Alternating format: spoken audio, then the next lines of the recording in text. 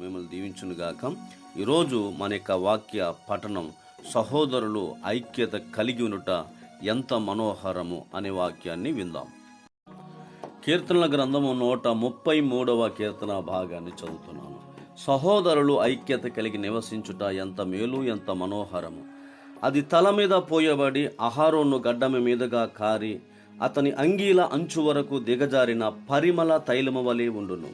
సియోను కొండ మీదకి దిగివచ్చు హెర్మోను మంచు వలె ఉండును. ఆశీర్వాదమును శాశ్వత జీవమును అచ్చట ఉండవలనని యెహోవా సెలవిచ్చియున్నాడు. దేవుని ప్రియమైన వారలారా, యూనిటీ ఈ స్ట్రెంగ్త్, ఐకమత్యమే మహాబలం. దీని గురించి మనం చిన్నప్పుడు పాఠ్య పుస్తకాల్లో కూడా చాలాసార్లు విన్నాం. ఒకసారి ఒక ఆయన ఒక ఫ్రూట్స్ దుకాణం దగ్గరికి వెళ్ళాడు. ఆ ఫ్రూట్స్ దుకాణంలో ఆయన కంటికి చక్కటి నల్లగా ఉన్నటువంటి ద్రాక్ష పళ్ళు కనపడ్డాయి. అప్పుడు అయ్యా, ఈ యొక్క నల్ల ద్రాక్షాలు కిలో ఎంత అని చెప్పినప్పుడు 80 రూపాయలు అని చెప్పి అన్నాడు.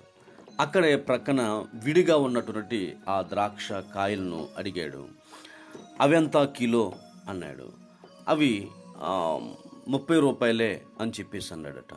అదేంటి, ఇవి ద్రాక్షకాయలే అవి ద్రాక్షకాయలే కదా, ఇవి బాగానే ఉన్నాయి అవి కూడా బాగానే ఉన్నాయి, మరి దీనికి దానికి అంత తేడా ఏంటి అని చెప్పినప్పుడు, అవునయ్యా, ఇవి గుత్తులోండి విడిపోయాయి గనుక, గెల నుండి విడిపోయాయి గనుక వాటికి ధర తక్కువ.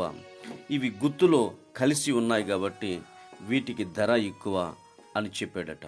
అవును, దేవుని ప్రియమైన వారలారా, ఎప్పుడైతే మనలో యూనిటీ తగ్గిపోద్దో, సహవాసం తగ్గిపోద్దో, ఐక్యత తగ్గిపోద్దో, విలువలు తగ్గిపోతూ ఉంటాయి, గౌరవాలు మర్యాదలు తగ్గిపోతూ ఉంటాయి.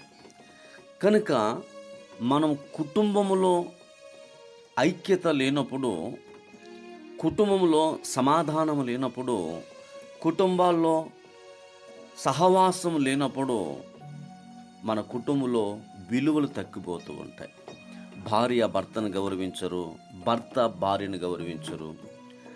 ఏమంటే, వీరిద్దరిలో ఐక్యత లేనప్పుడు బిడ్డలు భార్య భర్తను తల్లిదండ్రులను గౌరవించరు. వీళ్ళు ఇలాగుంటున్నప్పుడు వచ్చే కొడుకు కోడళ్ళు అల్లుళ్ళు కూడా గౌరవించరు.